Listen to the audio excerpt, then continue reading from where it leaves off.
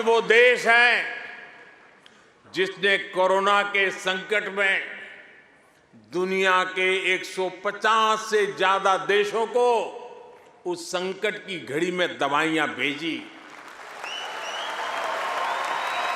भारत वो देश है जिसने 100 से अधिक देशों को मुफ्त वैक्सीन भेजकर करोड़ों करोड़ों लोगों का जीवन बचाया। कोरोना के समय में आपने भी यहां जिस सेवा भावना से काम किया, वही हमारी संस्कृति की विशेषता है।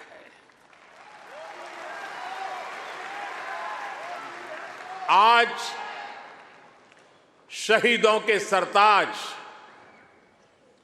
पंचम सिख गुरु श्री गुरु अर्जुन देव जी का शहीदी पर्व है। हमें गुरु जी के जीवन से सभी की सेवा करने शिक्षा मिलती है।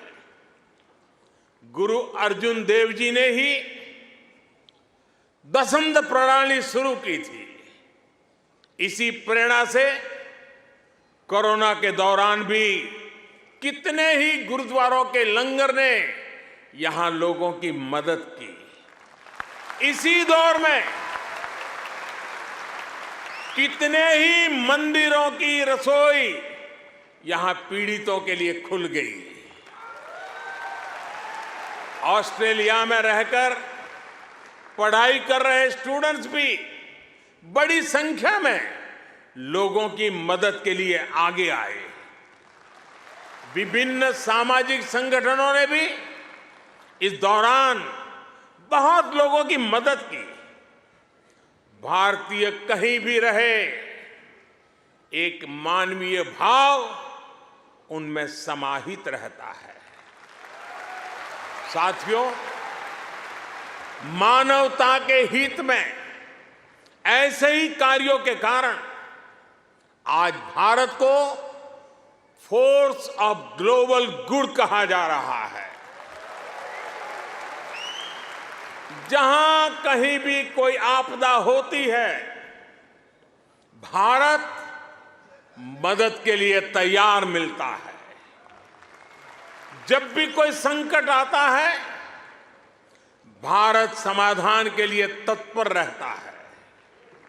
आज चाहे इंटरनेशनल सोलर अलायंस के द्वारा सौर ऊर्जा का उपयोग बढ़ाना हो, चाहे आपसी सहयोग के माध्यम से डिजास्टर रिजिलिएंट इंफ्रास्ट्रक्चर तैयार करना हो, चाहे इंटरनेशनल बिग कैट अलायंस को नेतृत्व देना हो, भारत ने हमेशा अलग अलग देशों को एकजुट करने के लिए एक बाइंडिंग फोर्स की तरह काम किया है। अभी अभी जब तुर्की में भूकंप ने तबाही मचाई, तब भारत ने ऑपरेशन दोस्त के द्वारा मदद का हाथ बढ़ाया। भारत अपने हितों को सबके हितों से जोड़कर देखता है। सबका साथ, सबका विकास, सबका विश्वास और सबका प्रयास, ये हमारी डोमेस्टिक गवर्नेंस का भी आधार है और ग्लोबल गवर्नेंस के लिए भी यही विजन है। साथियों, आज भारत और ऑस्ट्रेलिया के बीच स्ट्रेटेजिक पार्टनरशिप निरंतर गहरी हो रही है। हाल में ही हमने इकोनॉमिक कोऑपरेशन और ट्रेड एग्रीमेंट ECTA एकता साइन किया है। अनुमान है इससे दोनों के बीच ट्रेड अगले 5 वर्ष में 2 गुने से अधिक हो जाएगा। अब हम कॉम्प्रिहेंसिव इकोनॉमिक कोऑपरेशन एग्रीमेंट पर काम कर रहे हैं। हम रिजिलिएंट और रिलायबल सप्लाई चेन्स का निर्माण कर रहे हैं। इससे दोनों देशों के बिजनेस को बल मिलेगा ही, दुनिया को भी नया विश्वास मिलेगा। आज भारत और ऑस्ट्रेलिया के बीच कई डायरेक्ट फ्लाइट्स हैं। बीते वर्षों में फ्लाइट्स की संख्या बढ़ी है। आने वाले दिनों में इनकी संख्या और बढ़ेगी।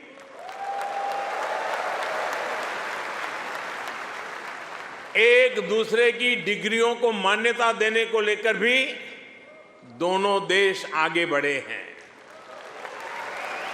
और इससे हमारे स्टूडेंट्स को बहुत लाभ होगा। Migration and mobility partnership agreement पर भी सहमति बनी है। इससे हमारे स्किल्ड प्रोफेशनल्स के लिए ऑस्ट्रेलिया आना और यहां काम करना आसान होगा। और साथियों, आज जब मैं आपके बीच आया हूं तो एक घोषणा भी करने जा रहा हूं।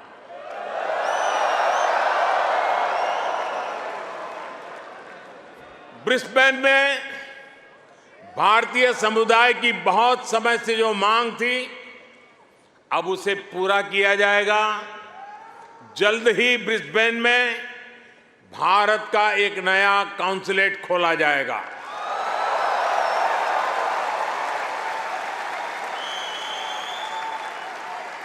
फ्रेंड्स, भारत और ऑस्ट्रेलिया की गहरी होती पार्टनरशिप मां भारती में आस्था रखने वाले प्रत्येक व्यक्ति को सशक्त करेगी। आपके पास टैलेंट है, अपनी स्किल की ताकत है और साथ ही अपने कल्चरल वैल्यूज भी है। ये वैल्यूज आपको ऑस्ट्रेलिया के लोगों के साथ घुल मिलकर रहने में बड़ी भूमिका निभाते हैं। मैं कल ही पापुआ न्यू गिनी से आया हूं। वहां मैंने स्थानीय भाषा में तमिल साहित्य तिरुकुरल के अनुवाद का लोकार्पण किया। ये अनुवाद वहां भारतीय मूल के एक स्थानीय गवर्नर ने किया है। एक जीता जागता उदाहरण है कि कैसे हम विदेश में रहते हुए भी अपनी जड़ों पर गर्व करते रहें, जड़ों से जुड़े रहे। आप भी यहां ऑस्ट्रेलिया में भारतीय संस्कृति की खुशबू फैला रहे हैं। आप ऑस्ट्रेलिया में भारत के कल्चरल एम्बेसडर हैं, भारत के ब्रांड एम्बेसडर्स हैं। साथियों, मैं मेरी बात समाप्त करने से पहले आपसे कुछ मांगना चाहता हूं। देंगे? आवाज जरा धीमी हो गई। देंगे? पक्का? प्रॉमिस? मैं आपसे ये मांग रहा हूं और आपसे आग्रह करूंगा कि आप जब भी भारत आए, अपने साथ कोई न कोई ऑस्ट्रेलियाई मित्र और उनके परिवार को भी साथ लेकर के आए।